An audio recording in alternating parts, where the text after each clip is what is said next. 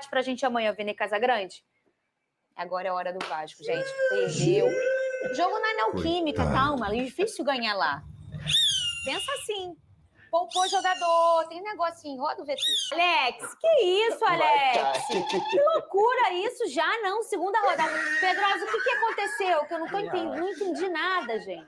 Muito precoce para falar em qualquer tipo de coisa de cair, loucura, inclusive. Muito pelo contrário, o Vasco Eles gostam de te ver nervoso. Não, o Vasco foi com 8 reservas, Fernanda, pro jogo contra a Neoquímica Arena, porque o Vasco tem um jogo amanhã na Copa Sul-Americana contra o Puerto Cabedelo. O Vasco não vence o Corinthians em São Paulo desde 2007, ou seja, são quase 2 décadas sem vencer o Corinthians em São Paulo. Isso não é só uma especificidade desses jogadores. O problema é como você perde e, principalmente, se você toma uma decisão para colocar 8 jogadores do seu time reserva, e olha que nem são jogadores ruins, se você for pegar a escalação, é uma escalação decente, mas se você toma essa decisão, você tem que ter muita confiança no seu trabalho. Você tem que ter muita confiança que esses jogadores que são os reservas vão conseguir manter o padrão do time titular. E se o time titular já sofre sem padrão, imagina o time reserva. Então, assim, se o Carille, até comentei isso na minha crônica, se o Carille é um treinador conhecido por montar boas defesas, a depender do trabalho dele no Vasco da Gama, essa forma vai acabar. Porque o Vasco é uma equipe que é muito frágil.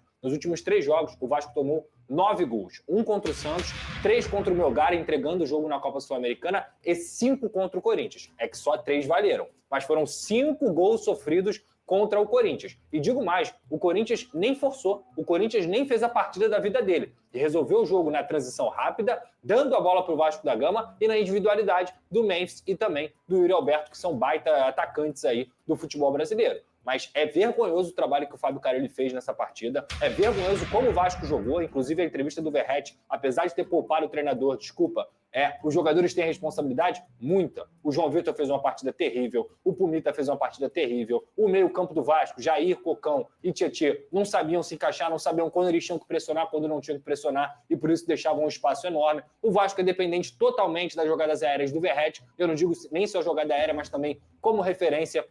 O Ryan não é 9. Se a diretoria acha que o Ryan não é 9, ele está errado, a diretoria. O Vasco precisaria de um centroavante reserva na ausência do Verratti, porque vai ter que poupar o Verratti mais vezes e vai ter que poupar jogadores mais vezes. Só que você pode poupar quando o seu time tem uma coerência, um treinamento bem feito. Aí você entende que aquele time todo tem uma metodologia de trabalho. Esse Vasco que entrou em campo contra o Corinthians, desculpa, para mim não tem metodologia nenhuma, não tem nada, absolutamente nada, e por isso foi um alvo fácil aí pro Corinthians na Neoquímica Arena.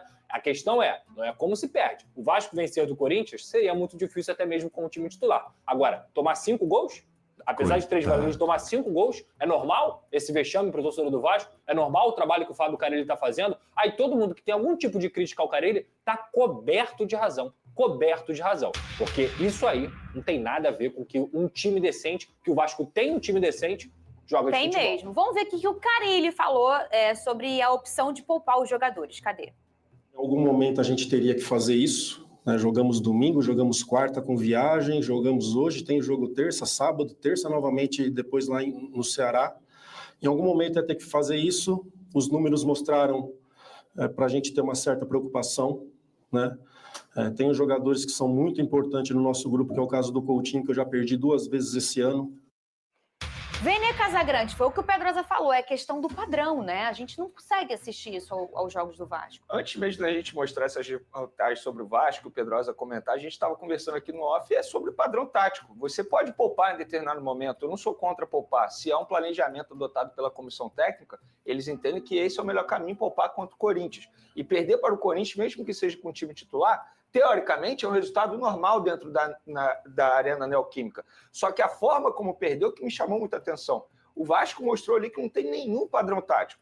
E, além disso, acho que a derrota mostra muita coisa também. Por exemplo, Pedrinho, recentemente, a gente até discutiu isso aqui, sobre o elenco ser top 8 do Campeonato Brasileiro. Eu discordo totalmente. Tanto é que a gente pode ver isso. Eu entendo que os jogadores que entraram não são jogadores ruins, pelo contrário, são jogadores que, em determinado momento, até já foram titulares na equipe do Vasco da Gama. Só que o elenco do Vasco, se ele quiser, em determinado momento, ficar poupando desse jeito, e quando eu falo desse jeito, é poupar 8, 9 jogadores. Você não está poupando poucos jogadores, 2, 3, 4, são 8 jogadores, ou seja, é um time totalmente diferente que entra em campo. E se você faz isso, você tem que ter um padrão tático para a sua equipe, uma metodologia de trabalho muito bem feita com os jogadores. E a gente pode ver diante do Corinthians que isso não tem nada. O setor defensivo do Vasco foi uma peneira. O Corinthians fez o que quis ali e poderia ter sido mais, né, Pedrosa?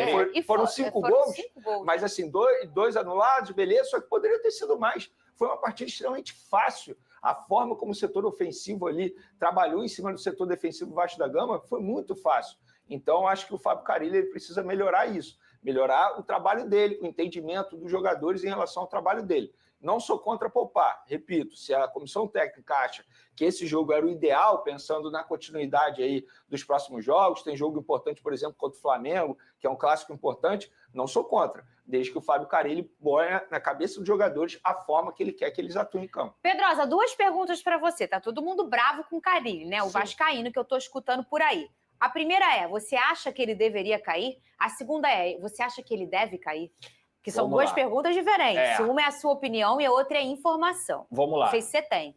Eu vou unir as duas situações para poder explicar, porque a informação que eu tive, assim que acabou o jogo, eu fui procurar apurar com as minhas fontes e ele não cairia por conta desse jogo contra o Corinthians, até porque essa decisão de poupar os jogadores não foi só dele. Toda a comissão técnica entendeu que era o momento de poupar, porque o Vasco joga na terça e veio de uma viagem complicada no Peru. Então, esses 2 próximos jogos, Puerto Cabedelo, em São Januário, terça-feira, Copa Sul-Americana, e Sport também no Campeonato Brasileiro, no próximo sábado, são jogos decisivos para o Carille. Se ele não vencer jogando bem, a chance dele cair é muito grande. Isso aqui é uma informação.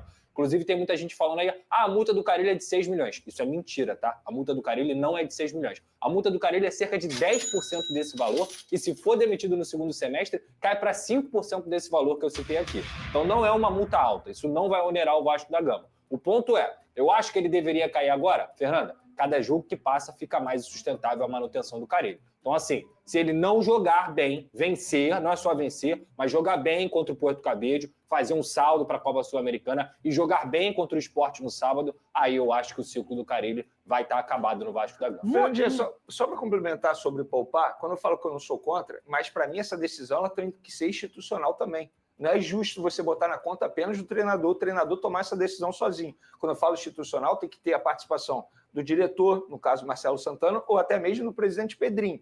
Tanto é que em determinados momentos lá no Flamengo eu falava isso também. Tem que ser uma decisão institucional. Não acho justo botar esse peso todo apenas no treinador. Muito bem. E a estreia do Renato Gaúcho, o Fluminense venceu o Bragantino com gol no fim. Tá feliz, Cris?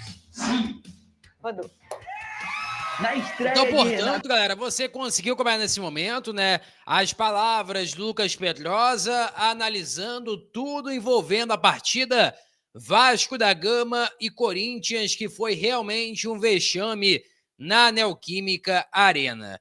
Agora, uma informação muito importante, que inclusive é a parte do vídeo que mais é chamativa, é sobre Fernando Diniz. Informação do Luciano Melo no podcast do GE é a seguinte, ó, Fernando Diniz tem o desejo de um dia voltar ao Vasco. O técnico entende que ficou em dívida em São Januário e expressou a algumas pessoas próximas o desejo de retornar à colina histórica. Agora, a informação também sobre o que o Lucas Pedrosa falou, né, sobre o Carille, é que o Pedrinho foi convencido a não demitir o técnico Fábio Carille, pelo menos por agora. E aí, eu acho que é um erro, né? Porque o clima está insustentável, o Vasco não está rendendo o seu melhor futebol, o Vasco tem partidas importantes, né?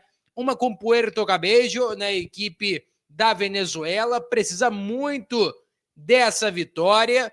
E ainda por cima, a gente não pode esquecer disso, além de precisar muito da vitória, o Vasco, logo depois do Puerto Cabedelo, vai enfrentar a equipe do Sport, que perdeu de 2-1 para o Palmeiras, mas com muita polêmica, muita confusão envolvendo o pênalti que foi assinalado em cima do Rafael Veiga, e que o Piquerez converteu e deu a vitória para a equipe do Palmeiras.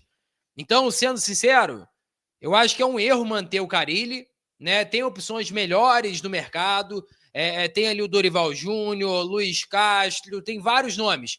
e talvez economizar, né, como foi o caso do Vasco fazendo com o Carille, escolhendo o Carille, não é a melhor ideia. E a multa rescisória ali, se o Lucas Pedrosa confirmou que a multa rescisória não é de 6 milhões de reais, ou seja, não seria nada caro para a equipe do Vasco, não vejo nenhum motivo para que pudesse manter o técnico. Até porque esperar do Carille espetáculo, mesmo que seja com Puerto Cabello, equipe venezuelana, e até mesmo com o Sport em São Januário, eu acho muito difícil de conseguir ver espetáculo dessa equipe comandada pelo técnico Fábio Carille. Peço a você que deixe o like, é muito importante para o nosso canal. Coloca nos comentários se você aprova ou não a possibilidade de Fernando Diniz no Vasco e compartilha, é muito importante você compartilhar e acionar o sininho para não perder nenhum conteúdo. Nossa meta também é alcançar 60 mil, eu conto muito com a sua ajuda e também com a sua moral. Vou ficando por aqui, valeu, tamo junto e é nóis! Fui!